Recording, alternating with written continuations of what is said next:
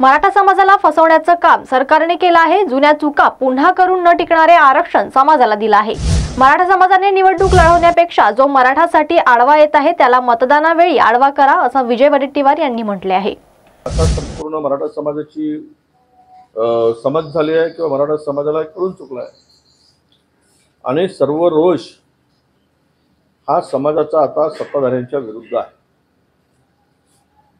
मताच्या निवडणुकीवर आणि मतावर डोळा ठेवून असे तकलादू निर्णय आणि घेऊन लोकांना फसवण्याचे अनेक उद्योग यापूर्वीही या सरकारने केलेले आहेत।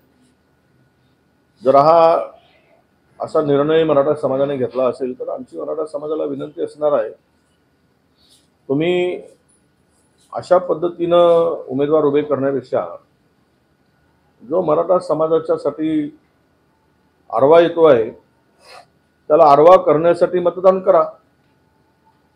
एवढं समाजाने करावं, त्याला आडवं करावं निवडणुकीत।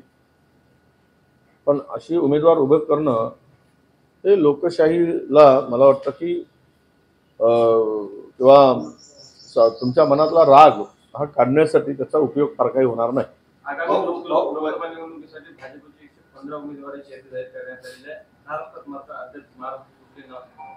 नाही, त्यामध्ये महाराष्ट्रातली यादी जाहीर यासाठीच होत नाही आहे की शिंदे आणि पवार, अजित पवार यांना आता 2-2 जागा द्यायच्या की 3-3 जागा द्यायच्या की जास्तीत जास्त 4 द्यायच्या यावर अजून फायनल झालेलं नाही।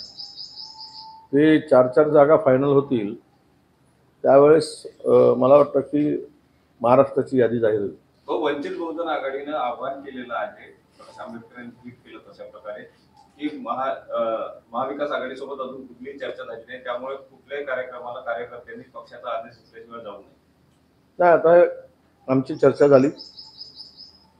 2 दिवसामध्ये 3ही पक्ष प्रकाश आंबेडकर साहेबांशी बोलतील आणि मला फार तर 6 तारखेपर्यंत 5 किंवा 6 तारखेपर्यंत हा किडा पूर्णतः महाराष्ट्रात सुटलेला दिसेल असं मला वाटतं।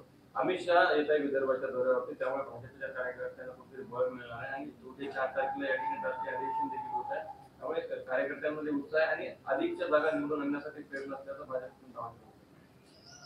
त्या पक्षाचा नेता येतो त्यावेळेस ते पक्षाचा दावा होणारच। आता देशाचे पंतप्रधान येऊन गेले, अर्ध्या खुर्च्या रिकाम्या होत्या, भाषणं सुरू असताना नेत्यांचे महिला उठून जात होत्या गोरख्याच्या गोरख्याने। त्यामुळे आता विश्वासार्हता किती आहे आणि विदर्भीय जनता ही काँग्रेसच्या पाठीमागे